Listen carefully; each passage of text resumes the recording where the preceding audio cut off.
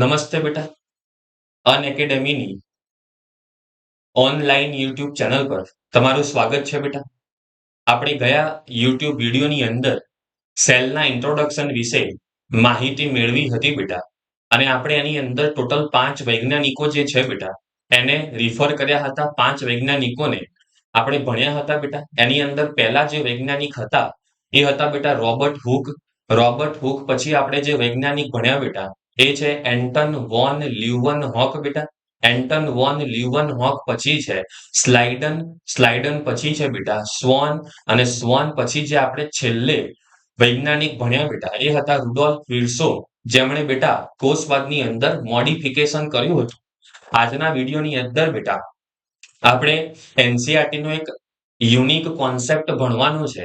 NCERT બેટા એવું લખે છે કે જો તમારે આ પૃથ્વી ઉપર સ્વતંત્ર જીવન જીવવું હોય બેટા તો તમારી પાસે ઓછામાં ઓછું બંધારણ જે છે એ એક કોષ જેટલું હોવું જોઈએ. શું બોલું છું મગજની અંદર નાખજો બેટા કે જો તમારે આ પૃથ્વી ઉપર સ્વતંત્ર જીવન જીવવું હોય, જો તમારે આ પૃથ્વી પર સ્વતંત્ર જીવન જીવવું હોય બેટા તો તમારી પાસે ઓછામાં ઓછું બંધારણ જે છે એ કેટલું હોવું જોઈએ બેટા તો કે એક કોષ જેટલું હોવું જોઈએ. જો તમારી પાસે એક કોષ જેટલું બંધારણ હોય તો તમે આ પૃથ્વી ઉપર સ્વતંત્ર જીવન જીવી શકો, સ્વતંત્ર રીતે બેટા વૃદ્ધિ કરી શકો અને સ્વતંત્ર રીતે બેટા ચયાપચય પણ કરી શકો છો. સર આ એક કોષનો મતલબ શું થાય? તમને કહું બેટા કે એક કોષનો મતલબ એવો થાય છે કે એક કોષ પાસે કમ્પલસરી આ 4 વસ્તુ હોવી જોઈએ બેટા. એક કોષ પાસે કમ્પલસરી આ 4 વસ્તુ હોવી જોઈએ. આ કોષ પાસે બેટા કોષરસ સ્તર હોવું જોઈએ. આ કોષ પાસે કોષરસ સ્તર હોવું જોઈએ બેટા. એના સિવાય એમની પાસે કોષરસ હોવું જોઈએ બેટા. કોષરસ સિવાય એમની પાસે જનીનિક દ્રવ્ય હોવું જોઈએ બેટા. અને જનીનિક દ્રવ્ય સિવાય એની પાસે બેટા રિબોઝોમ હોવું જોઈએ. શું હોવું જોઈએ? રિબોઝોમ. આ 4 વસ્તુ બેટા જે કોષ પાસે હશે એને આપણે કમ્પ્લીટલી વન સેલ એક કોષ કહી શકીએ. આમાંથી એક પણ વસ્તુ જો ગેરહાજર હોય, સમજજો, આમાંથી એક પણ વસ્તુ જો ગેરહાજર હોય તો એનું બંધારણ બેટા એક કોષ જેટલું ના કહેવાય, એનું બંધારણ એક કોષ કરતા ઓછું કહેવાય. અને એક કોષ કરતા ઓછું બંધારણ આ પૃથ્વી ઉપર સ્વતંત્ર જીવન જીવી શકે નહીં. આ કોષરસ સ્તર બેટા શું કાર્ય કરશે? તો પહેલું કાર્ય શું છે તમને કહું કે કોષની હદ બનાવે બેટા. કોષરસ સ્તર જે છે એ કોષની હદ બનાવે અને વહનમાં મદદ કરે બેટા. શેમાં મદદ કરશે? વહનમાં મદદ કરશે. આ જે કોષરસ છે એ ચયાપચય પ્રક્રિયાનું સ્થાન છે બેટા. સમજજો, કોષરસ જે છે એ ચયાપચય પ્રક્રિયાનું સ્થાન છે બેટા. જ્યારે જનીનિક દ્રવ્ય જે છે, જનીનિક દ્રવ્ય એ ચયાપચય પ્રક્રિયાનું નિયંત્રણ સ્થાન છે બેટા. ચયાપચય પ્રક્રિયાનું નિયંત્રણ સ્થાન છે. અને રિબોઝોમ જે છે બેટા એ કઈ પ્રક્રિયા કરે છે? ભાષાંતરની પ્રક્રિયા કરે છે. ફરીથી કોષરસ સ્તર શું કરે? કોષની હદ બનાવે છે અને વહનમાં મદદ કરે છે. કોષરસ બેટા ચયાપચય પ્રક્રિયાનું સ્થાન છે. જનીનિક દ્રવ્ય બેટા ચયાપચય પ્રક્રિયાનું નિયંત્રણ સ્થાન છે બેટા. અને રિબોઝોમ શું કરે છે? તો કે ભાષાંતરનું કામ કરે છે. સર બાકી 3 તો અમને સમજણ પડી ગયા, પણ આ રિબોઝોમ ભાષાંતરનું કામ કરે છે એનો મતલબ શું થાય? તમને કહું બેટા આ ઇમ્પોર્ટન્ટ કોન્સેપ્ટ છે કે જે કોષનો રાજા છે, સમજી લેજો. કોષનો જે રાજા છે બેટા એ કોણ છે? ડીએનએ. કોષનો રાજા કોણ છે બેટા? ડીએનએ. કોષમાં જેટલી પણ ચયાપચય પ્રક્રિયાઓ થાય છે એનું બધાનું નિયંત્રણ કોણ કરે છે બેટા? એ બધાનું નિયંત્રણ જે છે એ ડીએનએ કરે છે. હવે તકલીફ કેવી છે બેટા કે આ જે કોષરસ છે બેટા, કોષરસ છે એને ડીએનએ ની ભાષા સમજણ પડતી નથી. સમજો મારી વાતને કે જે કોષરસ વાળો વિસ્તાર છે એ કોષરસ વાળા વિસ્તારને ડીએનએ ની ભાષા સમજણ પડતી નથી. તો ડીએનએ કોઈ ઓર્ડર આપે બેટા, ડીએનએ કોઈ ઓર્ડર આપશે ચયાપચય પ્રક્રિયા માટે તો ડીએનએ નો ઓર્ડર જે છે એ કોષ ફોલો કરશે નહીં બેટા. સમજજો, ડીએનએ કોઈ ઓર્ડર આપશે તો કોષ એને ફોલો કરશે નહીં. કેમ? કેમ કે કોષને ડીએનએ ની ભાષા સમજણ પડતી નથી. સમજી લેજો મારી વાતને. શું કહું છું કે ભાઈ માન્યું કે ડીએનએ કોષનો રાજા છે, પણ બેટા ડીએનએ ની ભાષા કોષને સમજણ પડતી નથી. તો ડીએનએ શું કરવું પડે મને કહો તો બેટા? ડીએનએ ને પોતાનો ઓર્ડર એવી ભાષામાં ભાષાંતર કરવો પડે કે જે કોષને સમજણ પડે. અને કોષને તમને કહું બેટા, પ્રોટીનની ભાષા સમજણ પડે છે. કોષને કઈ ભાષા સમજણ પડે છે? પ્રોટીનની ભાષા સમજણ પડે છે. અને પ્રોટીન કોણ બનાવે મને કહો તો? રાઇબોઝોમ અથવા તો રિબોઝોમ બનાવશે. અને રિબોઝોમ ક્યાં હશે બેટા? કોષ રસમાં હશે. રિબોઝોમ ક્યાં હશે? કોષ રસમાં હશે બેટા. તો ડીએનએ ઓર્ડર આપશે બેટા. ડીએનએ નો ઓર્ડર કોની પાસે પહોંચશે? રિબોઝોમ પાસે. સમજો, ડીએનએ બેટા ઓર્ડર આપશે. ડીએનએ નો ઓર્ડર કોની પાસે પહોંચશે બેટા? રિબોઝોમ પાસે. રિબોઝોમ શું કરશે? એ ઓર્ડરનું ભાષાંતર કરશે. કઈ ભાષામાં બેટા? પ્રોટીનની ભાષામાં. તો મને કહો, પ્રોટીનની ભાષા કોષને સમજણ પડશે? હા, પ્રોટીનની ભાષા કોષને સમજણ પડશે. તો મને કહો, કોષ બેટા ઓર્ડરને ફોલો કરશે? હા, કોષ ઓર્ડર છે બેટા, એ કોષ ફોલો કરશે અને કોષમાં ચયાપચય થશે. અને ચયાપચય થશે બેટા, તો કોષ આપણને કેવો દેખાશે બેટા? જીવંત દેખાશે. ચયાપચય જેવું ચાલુ હોય બેટા, એ કોષ આપણને કેવો દેખાશે? જીવંત દેખાશે. મતલબ રિબોઝોમ શું કરે મને કહો? ભાષાંતર કરે. કોનું ભાષાંતર કરે? ડીએનએ ના સંદેશાનું ભાષાંતર કરે. તો જરા એક પ્રશ્નનો મને જવાબ આપજો બેટા, કે શું રિબોઝોમ વગર, સાંભળજો, રિબોઝોમ વગર ડીએનએ ના અસ્તિત્વની કોઈ વેલ્યુ ખરી બેટા? ના, રિબોઝોમ વગર ડીએનએ ના અસ્તિત્વની કોઈ વેલ્યુ નથી બેટા. સમજી લેજો વાતને, હે ને? જેમ કે બેટા વાત કરું વાયરસની. કોની વાત કરું ભાઈ? વાયરસની વાત કરું બેટા. તો વાયરસની જ્યારે આપણે વાત કરવા જઈએ છીએ, ત્યારે વાયરસમાં તમને કહું કઈ કઈ રચનાઓ ના હોય બેટા. સમજજો મારી વાતને. જ્યારે વાયરસની વાત કરું છું, તો વાયરસમાં એક તો ના કોષરસ સ્તર હોય બેટા. વાયરસની અંદર જો વાત કરું, તો ના એની અંદર કોષરસ સ્તર હોય. કોની વાત કરું છું? કયા સજીવની વાત કરું છું? વાયરસની વાત કરું બેટા. તો વાયરસની અંદર કોષરસ સ્તર હોતું નથી બેટા. વાયરસની અંદર કોષરસ હોતું નથી બેટા. વાયરસની અંદર જનીન દ્રવ્યો હોય છે બેટા. પણ વાયરસની અંદર બેટા રિબોઝોમ હોતા નથી. માનો હવે જનીન દ્રવ્ય છે બેટા, પણ રિબોઝોમ તો છે નહીં. તો જનીન દ્રવ્યના સંદેશાનું ભાષાંતર થાય નહીં. અને ચયાપચય થાય નહીં બેટા. અને ચયાપચય ના થાય તો એ કેવું દેખાય બેટા? નિષ્ક્રિય. મતલબ વાયરસ જ્યારે હવામાં રખડતું હોય ત્યારે કેવું હોય બેટા? નિષ્ક્રિય હોય છે. હવે જરા મને આન્સર આપજો, કે વાયરસ પાસે ના તો કોષરસ સ્તર છે, ના તો કોષરસ છે, ના તો રિબોઝોમ છે. ખાલી જનીન દ્રવ્ય છે બેટા. તો વાયરસ બેટા એનું બંધારણ એક કોષ જેટલું કહેવાય, એક કોષ કરતા ઓછું કહેવાય, કે એક કોષ જેટલું કહેવાય? તો વાયરસનું જે બંધારણ છે બેટા, એ એક કોષ કરતા કેવું છે? ઓછું. વાયરસનું બંધારણ એક કોષ કરતા કેવું છે બેટા? ઓછું. તો વાયરસને બેટા અકોષીય બંધારણ કહેવાય. વાયરસને કેવું બંધારણ કહેવાય? અકોષીય બંધારણ કહેવાય. અને તમને કહું, એક કોષ કરતા ઓછું આ પૃથ્વી ઉપર સ્વતંત્ર જીવન ના જીવી શકે બેટા. એ સ્વતંત્ર જીવન બિલકુલ જીવી શકે નહીં. તો વાયરસ જ્યારે હવામાં રખડતા હોય ત્યારે કેવા હોય બેટા? નિષ્ક્રિય હોય છે. તો આ ઇમ્પોર્ટન્ટ કોન્સેપ્ટ તમારે યાદ રાખવાનો છે બેટા, કે જો તમારે આ પૃથ્વી પર સ્વતંત્ર જીવન જીવવું હોય, તો તમારી પાસે ઓછામાં ઓછું બેટા એક કોષ જેટલું બંધારણ હોવું જોઈએ. એક કોષ કરતા કંઈ પણ ઓછું, સાંભળજો, એક કોષ કરતા કંઈ પણ ઓછું આ પૃથ્વી ઉપર સ્વતંત્ર જીવન જીવી શકતું નથી. ચલો હવે કેટલોક ડેટા બેટા આપણે યાદ કરવાનો છે. અને ડેટા હું લખું છું બેટા, કે ભાઈ સૌથી મોટો કોષ કયો છે? એને ભાઈ દુનિયાની અંદર બેટા સૌથી મોટો કોષ કયો છે? હવે આમાં તો આપણે એનસીઈઆરટી ને ફોલો કરીશું બેટા. સૌથી મોટો કોષ જે છે બેટા, એ છે સામરૂપનું ઈંડું બેટા. સૌથી મોટો કોષ જે છે બેટા, એ શું છે ભાઈ? સામરૂપનું ઈંડું છે બેટા. તમને પરીક્ષામાં એવું પૂછાય કે કોષ દિવાલ યુક્ત બેટા. સમજજો મારી વાતને. કોષ દિવાલ યુક્ત બેટા દુનિયાનો સૌથી નાનો કોષ કયો છે? એને બેટા કોષ દિવાલ યુક્ત દુનિયાનો સૌથી નાનો કોષ કયો છે બેટા?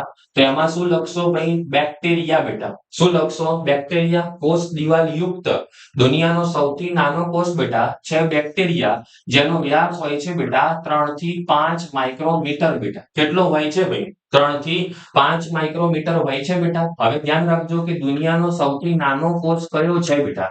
દુનિયાનો સૌથી નાનો કોષ કયો છે? તો એમાં તમારે જવાબ લખવાનો છે બેટા માઇકોપ્લાઝમા શું લખવાનું છે બેટા? માઇકોપ્લાઝમા. માઇકોપ્લાઝમા જે છે બેટા એ મોનેરા સૃષ્ટિથી બિલોંગ કરે છે બેટા. તમને એમને કોષ દિવાલ વગરના બેક્ટેરિયા પણ કહી શકો બેટા. શું કહી શકો ભાઈ? કોષ દિવાલ વગરના બેક્ટેરિયા પણ કહી શકો. તો દુનિયાનો સૌથી નાનો કોષ જે છે બેટા એ કયો છે?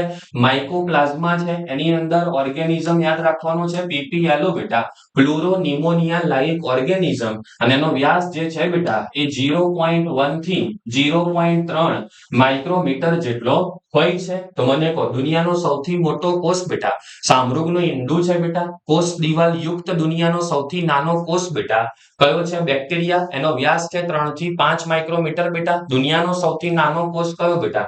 માઇકોપ્લાઝમા. એને કોષ દિવાલ વગરના બેક્ટેરિયા પણ કહી શકીએ છીએ બેટા.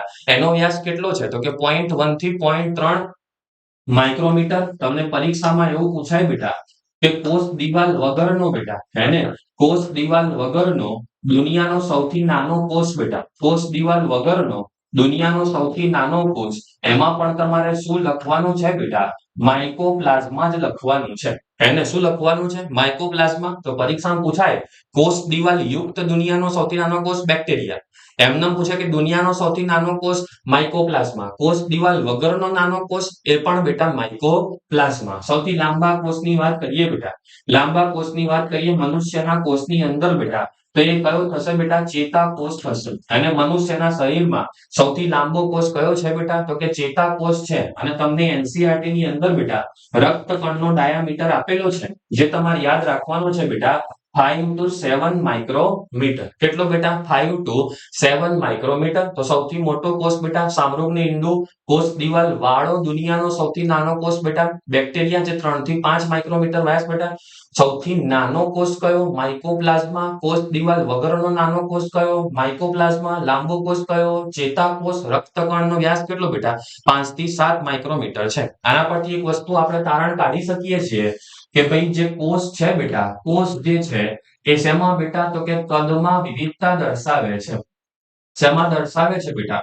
તો કે કોષ જે છે કદમાં વિવિધતા શું કરે છે બેટા? દર્શાવે છે. ચલો આગળ વાત કરીએ બેટા એને કોષોના આકારની બેટા કે જે કોષો છે એ આકારની અંદર પણ બેટા વિવિધતા દર્શાવે છે. અને આપણને એનસીઈઆરટી ની અંદર અમુક આકૃતિઓ આપેલી છે બેટા. પહેલા વાત કરું બેટા તો કે સૌથી પહેલી જે આકૃતિ છે બેટા એ છે રક્તકણ બેટા. શું છે ભાઈ? રક્તકણ. તમને કહું બેટા રક્તકણનો આકાર કેવો હોય છે? તો કે રક્તકણનો જે આકાર છે બેટા એ છે દ્વિઅંતરગોળ બેટા. શું છે ભાઈ? દ્વિઅંતરગોળ. અને પાછો કેવો બેટા? ગોળાકાર હોય છે. દ્વિઅંતરગોળ અને ગોળાકાર હોય છે બેટા. આગળ વાત કરીએ ભાઈ શ્વેતકણની બેટા એને અમીબા આની વાત પણ કરી નાખું બેટા અને શ્વેતકણની પણ વાત કરી નાખું. તો આ બંને કોષોનો આકાર કેવો છે બેટા? તો કે અનિયમિત આકાર છે. કેવો આકાર છે ભાઈ? અનિયમિત આકાર છે બેટા. એના પછીના કોષની વાત કરીએ બેટા તો એ છે સ્તંભીય અધિચ્છદીય કોષો બેટા. એને સ્તંભીય અધિચ્છદીય કોષો બેટા. એ કોષો કેવા હોય છે? તો કે લાંબા અને સાંકડા હોય છે બેટા. લાંબા અને સાંકડા હોય છે. તો કે રક્તકણ દ્વિઅંતરગોળ અને ગોળાકાર બેટા. અમીબા અને શ્વેતકણ અનિયમિત આકાર બેટા. સ્તંભીય અધિચ્છદીય કોષો લાંબા અને સાંકડા બેટા. ચેતાકોષની વાત કરીએ બેટા. ચેતાકોષની વાત કરીએ તો ચેતાકોષ જે છે એ લાંબા અને શાખિત હોય છે. ચેતાકોષ લાંબા અને શાખિત હોય છે બેટા. જલવાહી નીતિની વાત કરીએ બેટા. જલવાહી નીતિની વાત કરીએ તો આના કોષો કેવા હોય છે? તો કે લાંબા અને બંને છેડે અણીદાર હોય છે. લાંબા અને બંને છેડે કેવા હોય છે બેટા? અણીદાર હોય છે. અને છેલ્લે વાત કરું બેટા મધ્યપર્ણ કોષોની. કોની વાત કરું? મધ્યપર્ણ કોષોની. તો આ જે કોષો છે બેટા ગોળ અથવા અંડાકાર હોય છે બેટા. ગોળ અથવા અંડાકાર હોય છે. તો ભાઈ તમે જુઓ બેટા કોષ જે છે કોષ બેટા એ આકારની અંદર પણ વિવિધતા દર્શાવે છે. આકારની અંદર પણ વિવિધતા દર્શાવે છે. ચલો પહેલા શું ભણ્યા આપણે બેટા કે જે કોષ છે બેટા કોષ એ કદની અંદર પણ વિવિધતા દર્શાવે છે. તમે જુઓ બેટા કોષ જે છે એ કદમાં પણ વિવિધતા દર્શાવે છે અને જે કોષ છે બેટા, જે કોષ છે એ આકારની અંદર પણ વિવિધતા દર્શાવે છે. અને છેલ્લે તમને એક વાક્ય કહી દઉં બેટા કે આ જે કોષ છે એ એના કાર્યોની અંદર પણ વિવિધતા દર્શાવે છે બેટા. આ જે કોષ છે એ કોની અંદર વિવિધતા દર્શાવે છે? કાર્યની અંદર પણ વિવિધતા દર્શાવે છે. તો એનસીઈઆરટી નું જે સ્ટેટમેન્ટ બોલું છું બેટા કે જે કોષ છે એ કદ, આકાર, સમજજો, કોષ જે છે બેટા કદ, આકાર અને કાર્યમાં વિવિધતા દર્શાવે છે. સર કદ અને આકારની તો સમજણ પડી, કાર્યમાં કેવી રીતે વિવિધતા દર્શાવે છે બેટા? જેમ કે આપણે અહીંયા જોઈ શકીએ છીએ બેટા કે રક્તકણ જે છે એ આપણા શરીરની અંદર બેટા ઓક્સિજનના વહનનું કાર્ય કરે, જ્યારે શ્વેત કણ જે છે બેટા એ આપણા શરીરની આર્મી છે, વિવિધ રોગો સામે આપણને બચાવે છે બેટા. મધ્ય પર્ણકોષોની વાત કરીએ બેટા તો એ પ્રકાશ સંશ્લેષણનું કામ કરે છે, જ્યારે ચેતાકોષ જે છે બેટા એ ઉર્મિ વેગના વહનનું કાર્ય કરે છે. મતલબ દરેક કોષોનું કાર્ય કેવું છે બેટા? અલગ અલગ છે. તો મગજમાં રાખવાનું બેટા, જે કોષો છે એ કદ, આકાર અને કાર્યમાં વિવિધતા દર્શાવે છે બેટા. અને બીજું એક સ્ટેટમેન્ટ મગજમાં રાખવાનું છે બેટા કે કોષ પોતાના કાર્યને આધારે, એને જે કાર્ય કરવાનું છે એને આધારે બેટા કોષ પોતાના કાર્યને આધારે પોતાના કદ અને આકારમાં ફેરફાર કરે છે બેટા. કોષ પોતાના કાર્યને આધારે પોતાના કદ અને આકારની અંદર ફેરફાર કરે છે.